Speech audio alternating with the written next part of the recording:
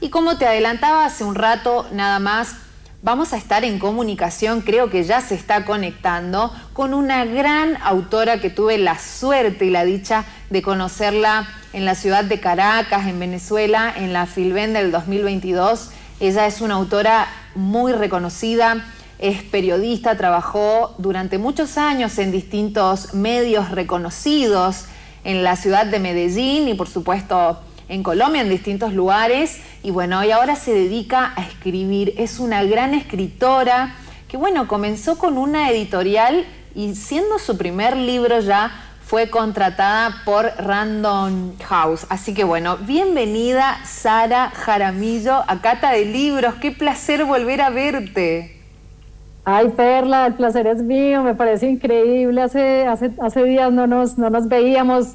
Veníamos programando este encuentro hace rato y nada que lo logramos, y bueno, estoy feliz hoy de poderte acompañar, de poderte ver y de poder conversar contigo.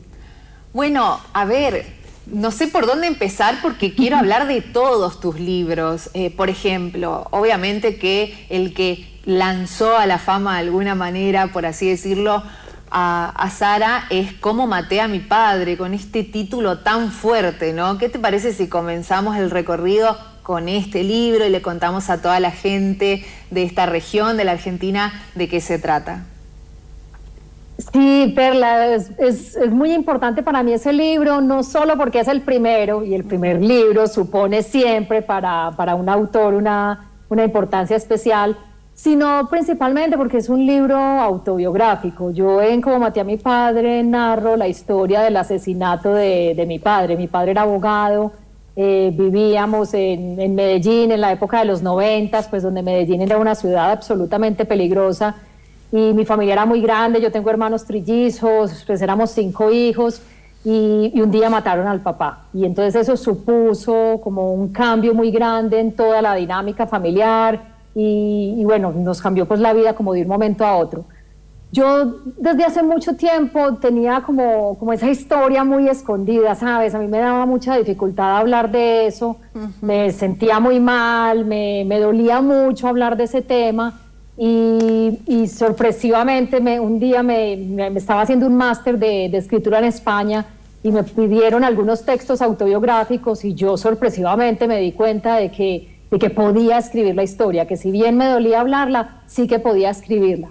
Entonces comencé a hacerlo como en medio de una gran ingenuidad, porque realmente yo no planeé ese libro como una novela, sino que yo pensaba que la estaba escribiendo para dejar la historia del papá en algún lado, para que no se nos olvidara. Claro. Y ese manuscrito pues llegó a manos de una editorial pequeñita de aquí en mi ciudad, pues es pequeñita, pero es la editorial de un autor colombiano muy reconocido que es Héctor Abad Faciolince.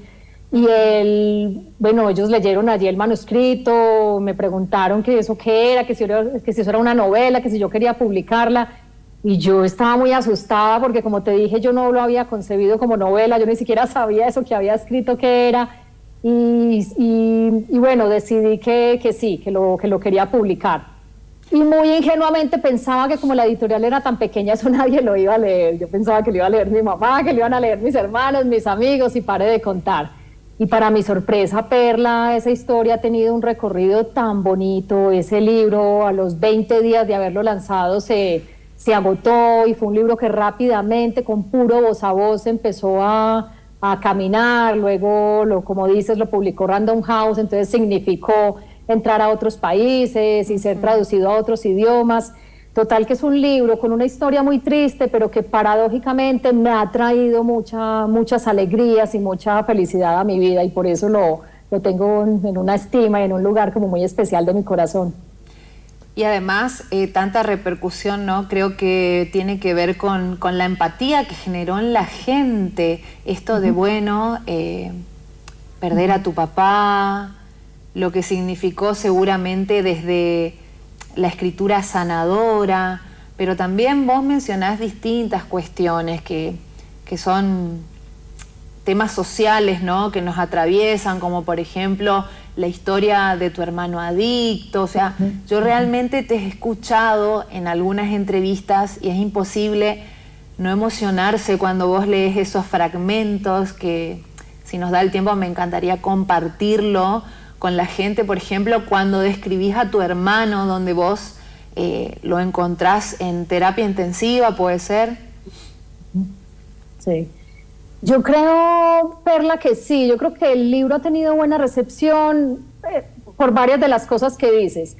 La primera es que pues, yo soy de la generación de la Medellín de los 90 y esa es una guerra, la guerra del narcotráfico en los 90 en Medellín es una guerra que se ha narrado mucho. Hay muchas series de Pablo Escobar, hay muchos libros de Pablo Escobar, los principales sicarios de Pablo Escobar, todos han publicado libros contando sus historias. Sí. En los noticieros diarios nos mostraban historias.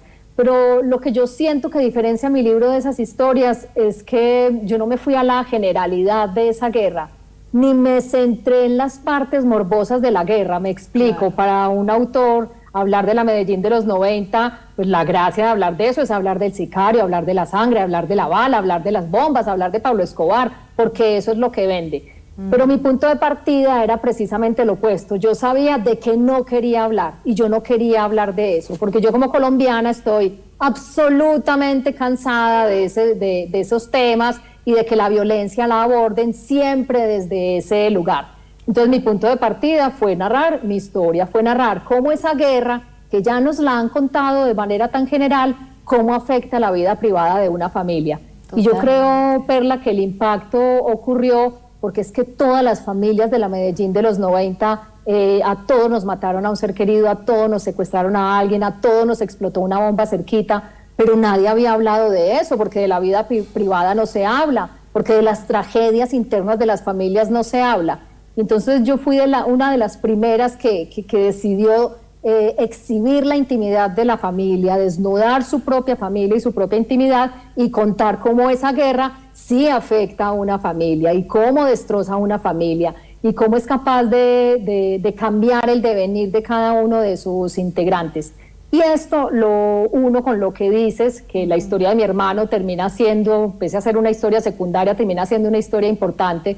Mi hermano fue drogadicto, él murió después en un accidente de motocicleta, pero resulta que su drogadicción estaba plenamente ligada a esa ausencia paterna. Cuando mis hermanos trillizos, cuando el papá lo mataron, mis hermanos trillizos tenían 6 años, con lo tal fueron unos niños que crecieron en una familia sin papá, en una familia sitiada por la tragedia, en una ciudad absolutamente peligrosa. Y eso había que contarlo, Perla, porque es que las ciudades así, las tragedias de así, sí nos modifican a todos. Y la Colombia que soy, con todos sus problemas y con todas sus dificultades, está compuesta por esas familias. Y yo por eso siento que era importante narrar esa historia. Así me tocara desnudar la intimidad y la vida privada de mi propia familia. Creo que hacía mucha falta y creo que se está empezando a hacer. Si tú ves otros libros que se han publicado, otras películas que ya empiezan a salir, son personas de mi edad que vivió esa Medellín terrible cuando eran niños y que ya están listos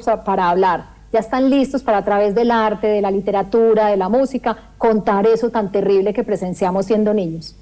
¿Cuánto tiempo, no? Para poder animarse a pasar esa barrera y a abrirse de alguna manera. Sara, ¿tenés a mano ese fragmento o no? Para leerla a la gente, porque es impresionante, ¿no? No está a mano. ¿Tú te refieres al fragmento a cuál? Al fragmento donde describís a tu hermano, cómo era antes y cómo es ahora. Sí. Bueno, estas cosas pasan en vivo, señora, señor, pero Sara es una escritora increíble y tiene una manera de contarlo y de escribirlo. Sí. Creo yo, y esto es una apreciación personal, pero con el don de pocos, y más allá de que fue y también hizo un máster, mira, ahí podemos ver una de las imágenes donde, bueno, se la ve emocionada con su primer libro. También la he escuchado en una de las entrevistas contar que ella, bueno, decidió ser periodista, pero porque ella sabía que en algún momento quería dedicarse a escribir. Imagínate poder llegar y que tu libro, tu primer libro, se convierta en bestseller. Sí, impresionante. Sí, ha sido, ya te digo, ha sido un recorrido muy, muy bonito y muy paradójico. Ya encontré el fragmento de mi hermano. Un pequeño contexto. Mi hermano, como les dije, era drogadicto. Aquí tendría unos 33 años cuando ocurrió esto. Y dice, el capítulo se llama Pedazo de apio. No sé en qué estabas pensando, es que no lo sé. Cuando sonó mi teléfono y recibí la noticia me quedé paralizada. No podía articular ni una sola frase debido a la cantidad de pensamientos que como ráfagas cruzaron por mi mente en cuestión de segundos.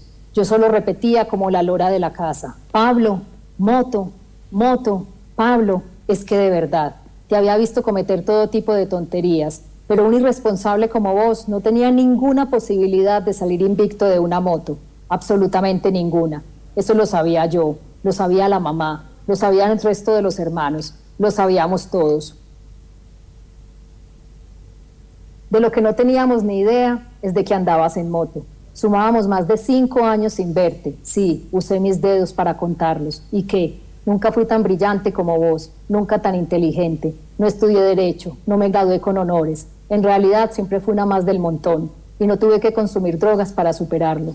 Por cierto, toda esa hierba que te robaba la tiraba a la basura, como si un cacho menos del que te librara fuera a sacarte de ese abismo profundo en el que estabas buscando el fondo. Pablo, moto, moto, Pablo, seguía mi cerebro tratando de procesar la noticia del accidente, imaginando tu cuerpo moribundo tirado en la cuneta al pie de la carretera. Cuando llegué al hospital se suponía que seguías con vida, pero qué va, si tenía más vida una rama de apio que vos. El golpe fue tal que tu cerebro se salió de órbita y se te derramó por los oídos. Yo, te confieso, estaba más preocupada por mí y por la mamá, de solo pensar que tendríamos que llevarte a vos, pedazo de apio, de vuelta a la casa y cuidarte por el resto de nuestras vidas, bañarte, vestirte, afeitarte, cambiarte los pañales, alimentarte por una sonda, en fin, todas esas labores ingratas que por alguna razón que no comprendo, terminamos siempre asumiendo las mujeres. La sola idea me revolvió las tripas, vomité en el pasillo. Me impresionó mucho verte, te lo juro, parecías otro. En serio fueron solo 5 años sin vernos, volví a contar, volví a usar mis dedos. No, fueron 7 en realidad. Estabas tan flaco que tus dientes se veían gigantes, o bueno, lo que quedaba de ellos, porque nadie puede chocarse de frente contra un bus y no perder ni un solo diente. Además, nunca te había visto con barba, ni con el pelo largo. No había visto tus facciones reposadas, tus arrugas incipientes, tu piel curtida. En realidad, nunca te había visto como un hombre. Me gustaba más tu imagen cuando jugabas a ser abogado. Me gustaba incluso más cuando todavía eras niño. Sí, esa es la imagen que voy a conservar. Voy a hacer de cuenta que no te vi, que no te moriste, que no creciste, que siempre serás el niño tierno y listo que se asoma de vez en cuando a mis recuerdos. Ay, no leía esto hace años, Perla, que se me pararon los pelos. Y no sé, imagínate, creo que todos estamos emocionados acá. Después de que lees esto, es muy fuerte, pero aparte esa sensibilidad con la que describís a tu hermano es impresionante. Y bueno, la gente se va a encontrar absolutamente en todo el libro con frases y descripciones así, con tanto tacto, este silencio que se genera, ¿no? Impresionante. Así que bueno, pero no es el único libro. Después se vino otro, donde cantan las ballenas. Sí. Ese libro, Perla, es muy paradójico porque, mira, yo siento que es como Maté a mi padre, pero en ficción. Lo que ocurrió fue que cuando yo estaba terminando como Maté a mi padre, sí, empecé donde cantan las ballenas, y porque era mi trabajo del máster. Para terminar el máster tenía que escribir una novela. Y cuando yo empecé esa novela, motivada pues por el máster, me di cuenta de que yo quería seguir hablando de ausencia paterna, yo quería seguir explorando un montón de temas que había explorado en Cómo maté a mi padre. Entonces lo que hice fue contar una historia muy similar de una niña a la que su padre lo abandona y que vive en una finca, en una finca en las afueras de la ciudad, muy alejada y muy aislada, y cómo la afecta a ella y a su hermano, que consume hongos alucinógenos, esa ausencia del papá. Entonces digamos que son 2 libros, es muy extraño, son 2 libros muy iguales, pero al mismo tiempo son 2 libros muy distintos. En donde cantan las ballenas, bueno, ese ya está en tercera persona, ese me di muchas más licencias ficcionales. A ese libro me hace mucha gracia porque lo han catalogado mucho dentro del realismo mágico, quizá porque mi contrato está por España y a mí me imprimen y me editan siempre en España, y en España les gusta mucho tener un autor colombiano que haga realismo mágico. Pero yo siempre he defendido que ese libro no tiene nada de realismo mágico, que las cosas que yo cuento de esa niña en esa casa son las cosas que pasaban en mi casa, porque en mi casa pasaban cosas muy, muy mágicas y muy extrañas. Como pues por porque ejemplo, sí. Por ejemplo, mira que en la novela hay una escena en donde hay una invasión, en donde empieza a llover miel. En la casa, del techo de la casa empezó a llover miel y lo que ocurría, que lo narro en la novela, es que teníamos una invasión de abejas y las abejas todos los días llegaban como a la misma hora. Esa casa era muy alta y tenía unas vidrieras de piso a techo inmensas y esas abejas cubrían por completo unas vidrieras y era muy asustador presenciar eso y presenciar ese sonido de las abejas al interior de la casa y nos picaban y las pisábamos. Y ese problema lo tuvimos varios días, consultamos a expertos y alguien nos dijo, tienen que encontrar la reina, el día que encuentren la reina, pues ese día se van las abejas. Y en efecto un día empezó a llover miel del techo y eso era el indicador de dónde estaba la reina, por donde estaba cayendo el chorro principal de miel, era que ahí estaba. Y en efecto abrimos una losa del techo y ahí estaba la reina, la sacamos y ese día se fueron las abejas. Después, y luego fíjate que árbol. ahí en esa novela tengo un personaje que le dispara a las nubes cada vez que va a llover, cada vez que va a haber una tormenta, pues con granizo. Y a la gente le parecía muy raro ese personaje, porque ¿qué personaje le dispara a las nubes? Y resulta que ese era mi vecino de finca. En la finca del lado había un señor que tenía un cultivo de flores de exportación y él se mantenía muy asustado de que cayera granizo, porque el granizo perfora el follaje de las flores, por lo tanto le dañaba el negocio. Ay, y entonces yo no sé él de dónde sacó la idea de que si uno dispara a las nubes se disipa la tormenta. Pues sí, que cada que el cielo se ponía negro anunciando tormenta, uno empezaba a oír balazos y todos sabíamos, por supuesto, que era el vecino. Decime yo, ¿cómo no voy a usar eso en una novela, Perla? ¿Cómo no voy a usar esas historias personales? Y al final, pues es muy curioso porque fueron muy personales y muy íntimas y muy de la familia, pero a la gente le parecieron que fue realismo mágico. Y después que mencionás también un árbol en medio de la casa, pero bueno, no voy a dejar de spoilear el libro. Impresionante. Bueno, y ahora estás con tu último libro, Escrito en la piel del jaguar. ¿Qué título? Impresionante. Sí, ese libro, mira, y ese libro también está inspirado en un suceso de la vida real. Yo suelo ir a un sitio que queda en el Mar Caribe, que es un sitio que todavía está como muy aislado porque no tiene carreteras y es muy difícil acceder hasta allí. Y suelo pasar allí muchas temporadas. Es además un sitio perfecto para ponerse a escribir porque no entra el teléfono, no entra el celular, no hay televisión, no llega nadie allá. O sea, allá solamente están los nativos que viven allá. Y entonces yo empecé a pasar temporadas allí largas, Perla, y me empecé a encontrar con unos personajes y con unas historias. Pues imagínate, para una escritora encontrarse con este tipo de material literario. Entonces era una historia que quería contar hace tiempo. Particularmente a mí me contaron un suceso que había ocurrido en ese sitio no hacía mucho tiempo y muy cerquita de la cabaña donde yo suelo ir. Pues no les voy a decir qué es porque les daño la novela, pero Perla, yo me quedé como muy obsesionada, yo estuve muy obsesionada durante mucho tiempo con esa cosa que había pasado allá porque a mí me parecía y me sigue incluso hoy en día pareciendo muy impresionante. Entonces digamos que con esa novela yo sentía que ya tenía la atmósfera, que era ese lugar, tenía un suceso que detonara la historia y tenía unos personajes pues, que estaban inspirados en la gente que conocía allá.